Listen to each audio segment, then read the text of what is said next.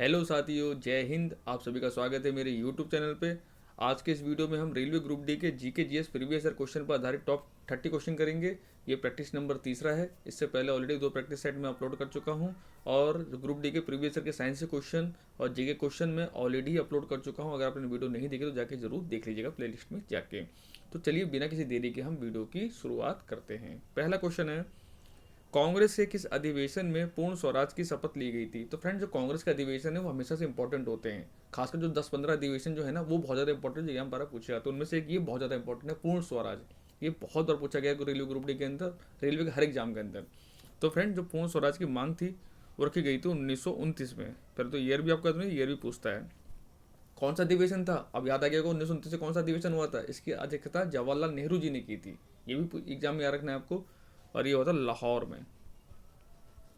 ठीक है ना। अगला सवाल है, मानव शरीर में रकाब या स्टेपिज हड्डी कहाँ पाई जाती है। तो आप सबने पढ़ा होगा, स्टेपिज है ये स्मॉलेस्ट बोन है हमारे शरीर की, सबसे छोटी हड्डी है, सबसे छोटी। और ये पाई जाती है आपके ईयर, कान में। राइट आंसर होगा हमारा ऑप्शन नंबर सी। अगला सवाल है, इलाहाबाद स्तंभ के शिलालेख में इनमें से किसकी उपलब्धियां वर्णित हैं। तो फ्रेंड, जब भी इलाहाबाद स्तंभ के आपसे बात करेगा तो आपको एक ही नाम याद रखना है, जो थे भारत के नेपोलियन। आप समझ गए कौन सा आंसर है, समुद्रगुप्त। राइट आंसर होगा समुद्रगुप्त। अब मैंने भारत का नेपोलियन क्यों बोला, क्योंकि ये सवाल पूछा जाता है भारत का नेपोलियन किसे कहा जाता है, तो वो कहा जाता है समुद्रगुप्त को। ठीक है ना। अगला सवाल है, भारत में सबसे पहले इनमें से किसने तोप खाने का प्रयोग किया था। तो तोप खाने का प्रयोग हुआ था पानीपत की पहली लड़ाई में। आप समझ गए किसके बीच में हुआ था, ये बाबर और इब्राहिम लोदी के बीच में हुआ था। बाबर इसलिए जीत गया था कि उसका तोप खाने थे। राइट आंसर होगा हमारा ऑप्शन नंबर टी। अगला सवाल है, और फ्रेंड्स अगर चैनल पहली बार, चैनल सब्सक्राइब जरूर कर लीजिए। आपके लिए अच्छे अच्छे क्वेश्चन, सिलेक्टेड क्वेश्चन छांट के लाते हैं। बहुत मेहनत लगती है स्लाइड बनाने में, तो वीडियो लाइक से जरूर कर दिया कीजिए। अगला क्वेश्चन है, नगर निगम का अध्यक्ष कौन होता है। तो आप सब जानते हैं जो नगर निगम आया था अस्तित्व में, वो आया था 74वां संविधान संशोधन के द्वारा। और जो 73वां था वो ग्राम पंचायतों से था। ये 2 फैक्ट आपको याद रखना है। दूसरा, नगर निगम अध्यक्ष होता है, देखो प्रधानमंत्री नहीं होता है, सरपंच भी नहीं होता है और राज्यपाल भी नहीं। तो ऑप्शन ऑटोमेटिक आपका डी हो जाएगा। अगला सवाल है, इनमें से कौन सा एंजाइम लार में पाया जाता है। जो लार ग्रंथि है उसमें कौन सा आपका एंजाइम पाया जाता है। ये स्टार्च को पचाने में सहायक होता है। जो आपके भोजन में स्टार्च होता है ना, उसको पचाता है ये। इसका राइट आंसर होगा टाइलिन। ठीक है ना। अगला सवाल है, मूल अधिकार भारतीय संविधान के किस भाग में स्थापित हैं। मूल अधिकार या मौलिक अधिकार। तो पहले आपको क्या बताएं, ये हमने लिया किस संविधान से है। तो ये हमने यूएसए के संविधान से इसको लिया है और ये भाग 3rd में पाया जाता है। तो राइट आंसर होगा भाग 3rd, ऑप्शन नंबर डी। अगला सवाल है, सामान्य वयस्क व्यक्ति के हृदय का वजन लगभग कितना होता है। तो एक जो वयस्क व्यक्ति होता है, एडल्ट ह्यूमन होता है, उसका जो हृदय का वजन होता है लमसम 300 ग्राम होता है। Option number B. अगला सवाल है, संविधान में कितने प्रकार के आपातकालों का प्रावधान है। तो आपातकालीन संविधान में 3 प्रकार के आपातकाल का वर्णन किया गया है। उनसे अनुच्छेद 1 352, फिर 4 जोड़ेंगे 356, फिर 4 जोड़ेंगे 360।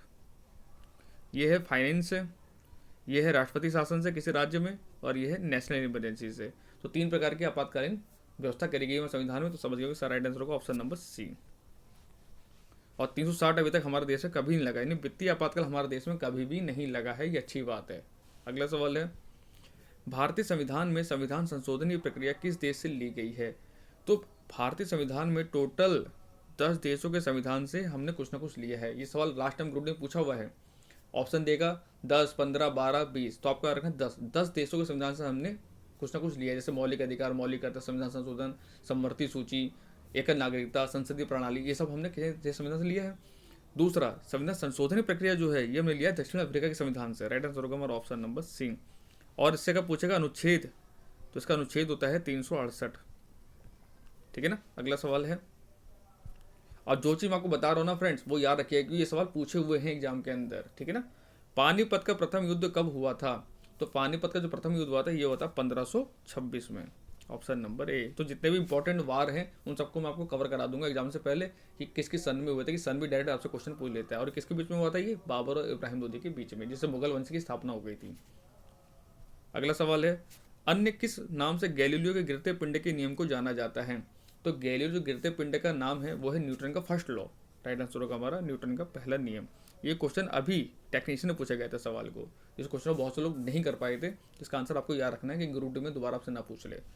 अगला सवाल है, भारत के प्रथम लोकसभा अध्यक्ष कौन थे? तो इससे पहले वीडियो में मैंने आपको पढ़ाया था, वो पढ़ाया था कि भारत के प्रथम चुनाव आयुक्त कौन थे। तो अब तो आंसर आपको सुकुमार सेन हो जाता है, लेकिन यहाँ पूरा लोकसभा अध्यक्ष तो वो थे आपके जीवी मावलंकर, गणेश वासुदेव मावलंकर।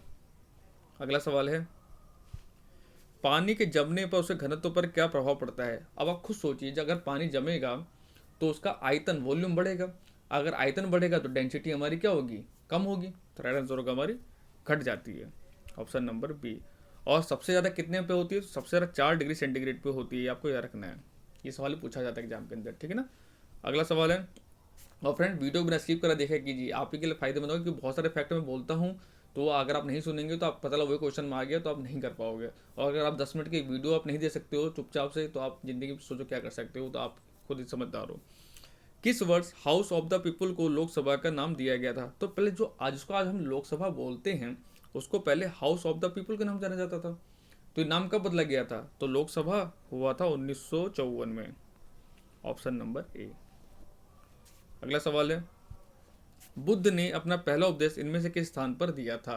तो गौतम बुद्ध और जैन से संबंधित सारे क्वेश्चन मैंने ऑलरेडी इसकी सेपरेट वीडियो मैंने डाल रखी है, अगर आपने नहीं देखी तो जाके जो देख लिया, उनमें मैंने वो क्वेश्चन करा रखे हैं जो आजकल पूछे जाते हैं, वाले क्वेश्चन नहीं करा रखे हैं। गौतम बुद्ध का जन्म कहाँ हुआ था, किस गढ़ से थे, उनकी माता का नाम क्या था, ये सब क्वेश्चन अब नहीं पूछता एग्जाम के अंदर, बहुत डीपली क्वेश्चन पूछता है वो।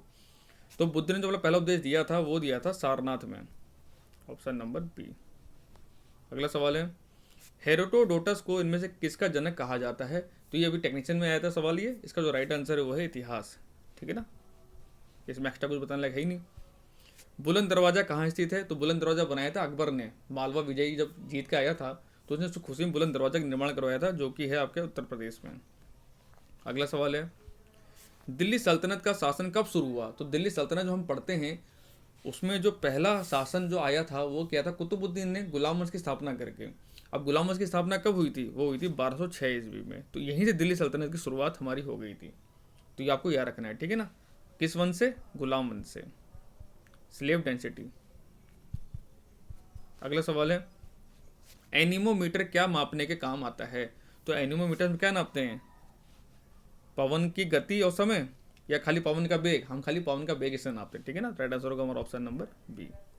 अगला सवाल है, फोटोग्राफी में किस रासायनिक पदार्थ का उपयोग किया जाता है? ये मोस्ट इंपॉर्टेंट सवाल है, समझ लीजिए केमिस्ट्री का ये सवाल इतना इंपॉर्टेंट रेलवे एग्जाम के लिए, चाहे आप जेई, चाहे टेक्नीशियन, चाहे ईएलपी, चाहे ग्रुप डी में भर भर के सवाल पूछा गया है हर साल। मोस्ट रिपीटेड सवाल है ये केमिस्ट्री का, समझ लीजिए। तो फोटोग्राफी में जो उसका उपयोग किया जाता है वो क्या जाता है? सिल्वर ब्रोमाइड का। कभी कभी आपको ऑप्शन ऐसे दे देगा AgBr, इसको बोलते हैं AgBr, नहीं सिल्वर ब्रोमाइड, ऐसा ऑप्शन दे देगा NaBr।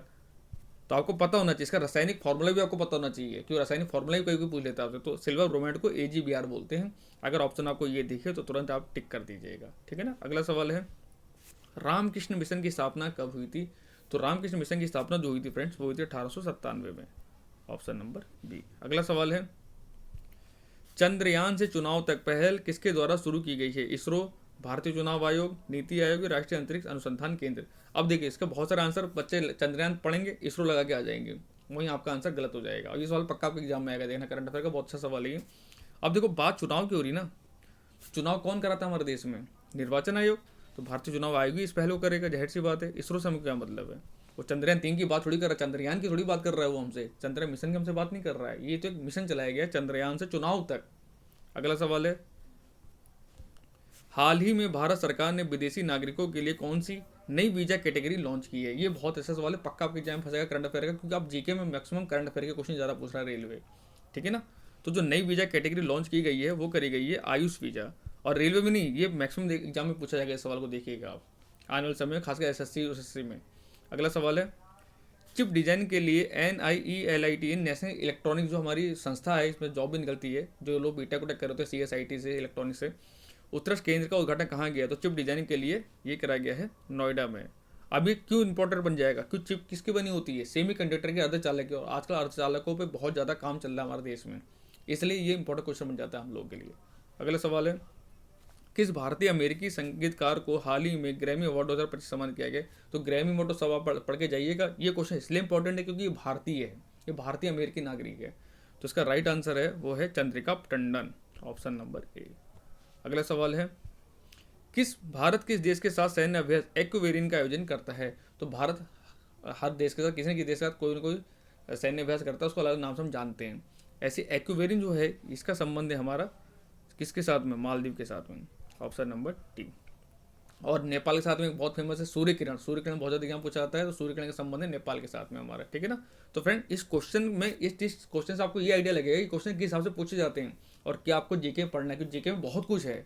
अगर आप पढ़ते रहेंगे तो पढ़ते पढ़ते रह जाएंगे, सिलेबस खत्म नहीं होगा, पेपर आपका आ जाएगा। तो हमें सिलेक्टेड क्वेश्चन पढ़ना है। समझदार बच्चा वही है जिसके सामने अगर 100 क्वेश्चन है उसमें से 20 क्वेश्चन कौन से पढ़ने हैं वो उसको अगर पता है, ठीक है ना। तो ज्ञान भारत मिशन का मुख्य उद्देश्य क्या है? तो अभी जो केंद्रीय बजट 2025-26 की प्रस्तुत जब हुआ था संसद के अंदर, तो निर्मला सीतारमण जी ने इस वर्ड का उच्चारण किया था, ज्ञान भारत मिशन। ये पक्का आपके एग्जाम में आएगा, देखना। तो इसका मुख्य उद्देश्य क्या है? इसका मुख्य उद्देश्य ये है 1 करोड़ पांडुलिपियों का संरक्षण और दस्तावेजीकरण। जो पांडुलिपियाँ हैं हमारे सनातन धर्म की, उनका क्या करना है? संरक्षण करना है और उनका दस्तावेजीकरण करना है। राइट आंसर होगा ऑप्शन नंबर बी। अगला सवाल है, भारत में पहली AI यानी आर्टिफिशियल इंटेलिजेंस यूनिवर्सिटी कहाँ स्थापित होगी? अब देखो पहली AI यूनिवर्सिटी है इसलिए इंपॉर्टेंट है, ऊपर से AI की है। AI पे वैसे ही बहुत ज़्यादा काम चल रहा है आजकल पूरे विश्व में। तो राइट आंसर होगा इसका महाराष्ट्र। और लास्ट सवाल है इस वीडियो का, पद्म सुब्रमण्यम को किस शास्त्रीय नृत्य के लिए जाना जाता है? ये इंपॉर्टेंट बहुत ज़्यादा सवाल है। पद्म सुब्रमण्यम काफ़ी पूछा रहा है एग्जाम के अंदर, रिसेंट एग्जाम में बहुत सारे एग्जामों में सवाल को पूछा गया है और इनका संबंध है भरतनाट्यम से। राइट आंसर होगा भरतनाट्यम, ऑप्शन नंबर ए, ठीक है ना फ्रेंड। तो thank you so much. Video को लाइक शेयर करना, चैनल सब्सक्राइब जरूर कर लेना।